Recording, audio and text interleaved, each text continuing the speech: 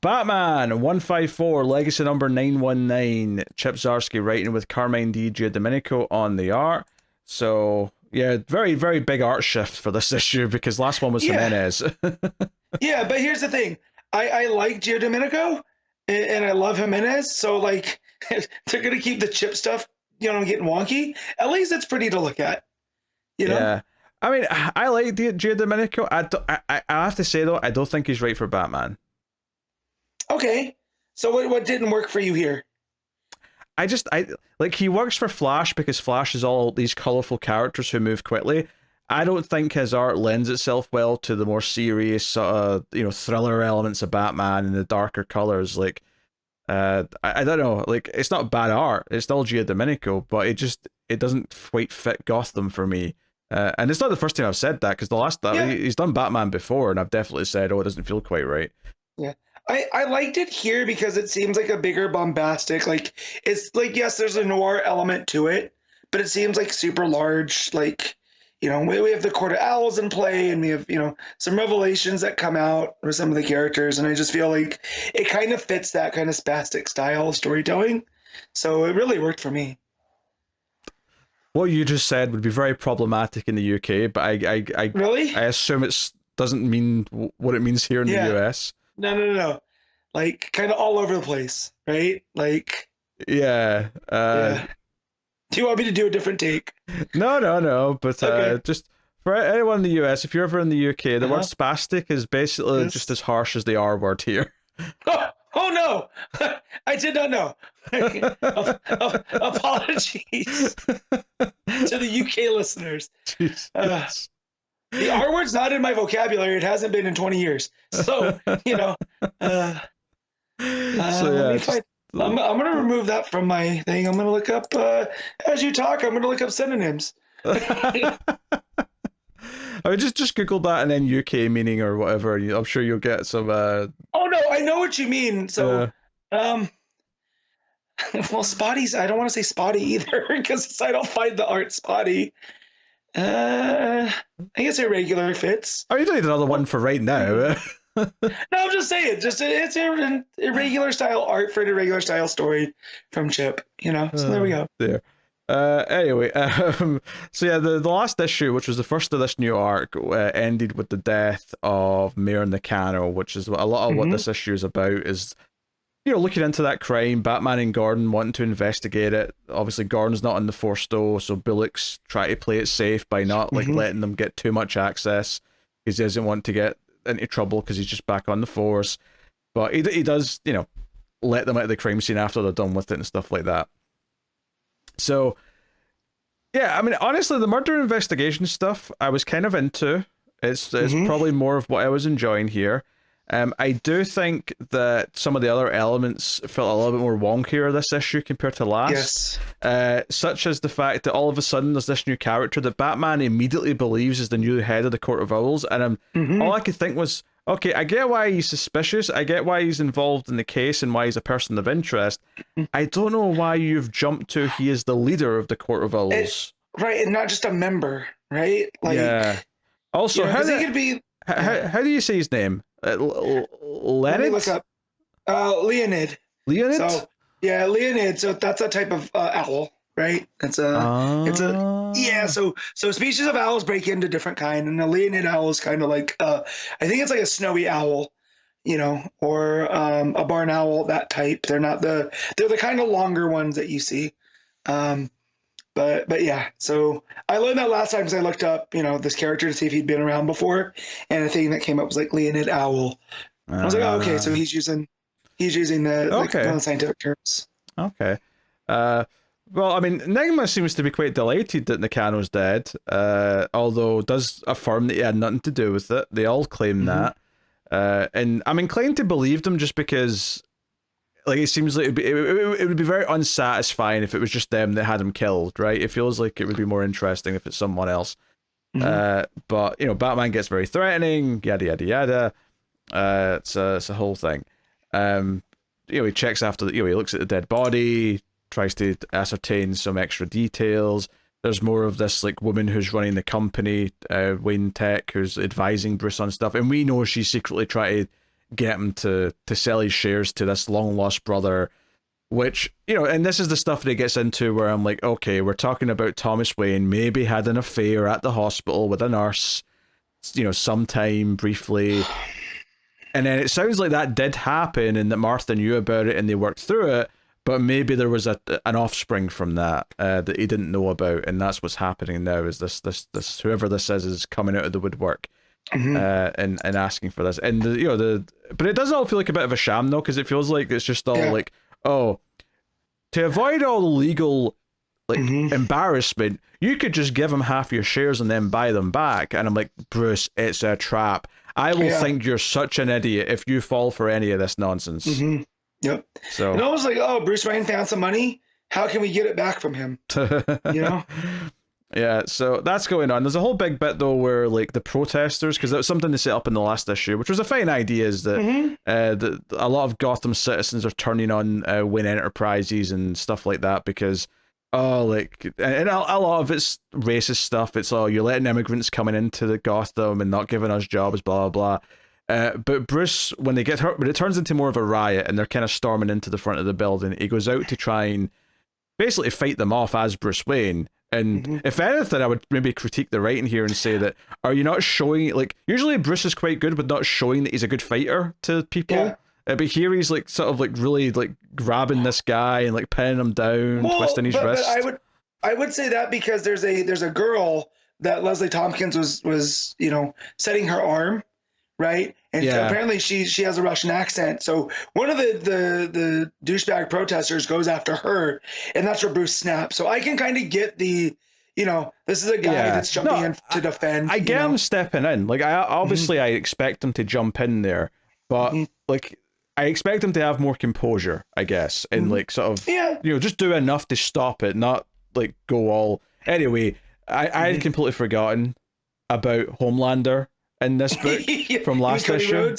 I had completely forgotten that this character existed until Commander Starr swooped in during this riot scene. I hate him so much in his big stupid collar. Just God, it's such a bad design. Maybe that's the point. I think it is the point. I want to give it the benefit of the doubt and say that's just the point, but it's so egregious in just how bad everything is about it. Yeah, for sure.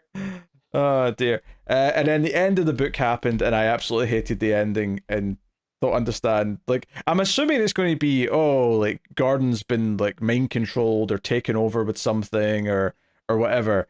But they do a whole thing here where Bullock's on the phone to Batman and he's talking about Nakano's wife was having an affair, which makes her look quite suspicious in this whole thing. And then at the end of the book, Batman turns around to see Gordon pointing a gun at him because they were investigating the crime scene together. And Batman's like, "You're pointing a gun at me?" And he gets really angry. And I feel like, again, that felt out of character to me because, I get Batman doesn't like having guns pointed at him. I think his reaction to Gordon pointing a gun at him would be more of, oh, something's not right here. There's clearly something wrong with you right now. Gordon, talk to me. What's going on? It read weird for me for Batman to just instantly get angry to specifically Jim Gordon because it's clearly something's not quite right. And the idea that Gordon is that afraid of Batman, he's shaking holding the gun. This is a guy that, has been on the force for decades, right? So there's definitely something not right here. Yeah, which is fine. That's clearly where the plot's going, but it came so out of nowhere here that it didn't feel like it was paying anything off to me. If it was hinted earlier on, because I think the implication here, because Gordon says I was defending myself, I didn't know how, and then it progresses from there. Batman kind of interrupts him. The implication there that I think they're trying to at least make us think about is that maybe Gordon's the one that shot Nakano. Somehow someone used him to commit this murder, and that's what we're going to be investigating. I don't know if I love that direction in general, to be honest, but I feel like if there was something earlier on that hinted that Gordon was somehow connected to it, and this was the payoff to it, it would at least not feel so out of nowhere. But as it is, this weird ending where Batman gets angry and punches him, and then they both just sit down on the floor, all sad, for the to be continued. I was like, what the hell was these last 2 or 3 pages? What the hell? Yeah, I had to go back and read the thing where it's revealed about Gordon twice. So I was like, wait, what is going on? There's like no way this is true. And then when Batman turns around and looks, like, and Gordon's going, I didn't, and it's like, where did this come from? There was no hints, you know. So yeah. Yeah, it also feels like, because you would think it would be triggered by whatever Batman said on the phone to Bullock, right? Yeah. Like, oh, there was a piece of evidence that linked Gordon to it, so Gordon like almost instinctively acts out from his mind control or whatever it is. Yeah. But it's not like Bullock's just telling Batman about the wife having an affair, unless they're implying that the affair's with Jim Gordon, which would even be weirder. That's what I read it as. That's why I had to read it twice. You know, and again, there's been nothing in this with Nakano. With Mrs. Nakano and Gordon. If that's what's going on, then this is the most batshit out of left field nonsense I have read in a comic book in some time. Which again, that fits ZDARSKY.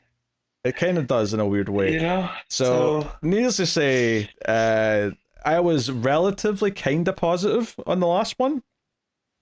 This one, I'm a lot more in the he's doing a lot of things I'm not feeling now. Well, like all the intrigue with the court just kind of goes away when you see him eating dinner with Nigma, right? Yeah, yeah. Actually, on that, can we just talk about that? The Court of Owls, like, especially like, they always had a thing where they'd have their hands in the pies of Gotham, right? And they'd have people that are working for them in the companies to drive things in certain directions and whatnot. But the idea of like him sitting down with Edward Nigma knowing he's from the Court of Owls, and it's like a deal he's made with the court. I feel like the court doesn't make petty deals with criminals for... The court's not a mob, right? They're like a social class. And yeah, that does not ring true, because in the first issue of this arc, he's doing that kind of thing, going around and making these deals as a representative for the Court of Owls, right? Do you know what I think it is? It's not even so much that he's making a deal with people. It's more that he's so smug and villainous in this scene with Edward when Batman comes in, and he's like basically gloating to Batman that there's nothing he can do about it. I was like, this doesn't feel like a Court of Owls character. Court of Owls tends to be very like, we're above you, we hold ourselves pridely, and we do not have a shred of humor in our bones. But this guy is smirking, and he's like, oh, I'm a villain, and I'm going to enjoy the... And a very used car salesman kind of glee that he's got about him. Yeah. And what if, again, we think that he's with the Court of Owls, what if he's not, right? Like, he claims he is, but... Yeah, but, you know, this is very sloppy for the Court of Owls, you know? Also, I like it better when they're creepy, right? Like in that Christian Ward book, they just always have just like a creep vibe to them. Yeah, there's no mystique to this. Like, no, the Court of Owls, it's like, oh, they could be anywhere and they could be behind anything. This just feels like, oh no, it's just a mob boss who's gloating. Yeah, I don't know. He's not even a good one at that, because he's doing stuff in the open. Like, it just didn't feel like the Court of Owls. Like, you're telling me this guy's leader of the Court of Owls. Maybe they've changed because he's got different ideas how to run them. But it just kind of goes against what I think of when I think of the Court of Owls. Yeah, me too. Yeah, I felt hoodwinked, because I did like that first issue, and this one I'm reading it and I'm trying to remember certain things. I read way too many comics, right? And then it starts clicking, and I was like, oh yeah, the court. Oh wait, this is not how the court acts. This is not what he was doing in the last issue. And I was like, ZDARSKY strikes again. Yeah, that first issue in the arc was like, you know what? That was actually pretty good, barring this weird Homelander dude showing up. But, you know, maybe we'll see where it's going. Here, it's like the Homelander dude's like the least of my concerns after this issue. This stupid collar. God, I hate that thing. Oh, dear. So, yeah, a lot more mixed on this, maybe even negative. It kind of depends what they do with some of these things. Like, is this actually the Court of Owls? If it is, then I think I might have some problems with how they're being portrayed. You know, like what's actually going on with Gordon here at the end. I don't buy for a second that Gordon just killed someone, or that he was having an affair. Especially the mayor. Yes. Like, come on.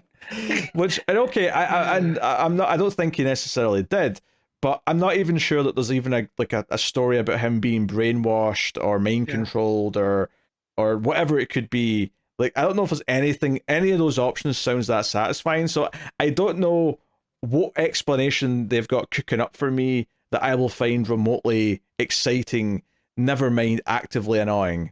So, or never mind not actively annoying. You know what I mean? Anyway. I hear what you meant. Yeah, so ZDARSKY's Batman, once again, is... It is such a hot and cold mixed bag, you know?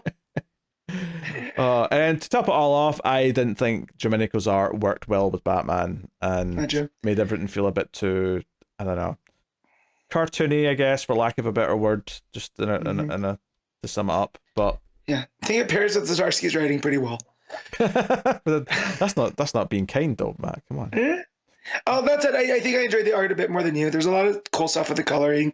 Like there's a page towards the end where it's almost like not quite a gradient, but it's when Batman is talking to Bullock, and it's just the changing in the settings and the way that the coloring works. I feel like it flows super well, and stuff. But yeah, I thought the art was the least of my issues this time around.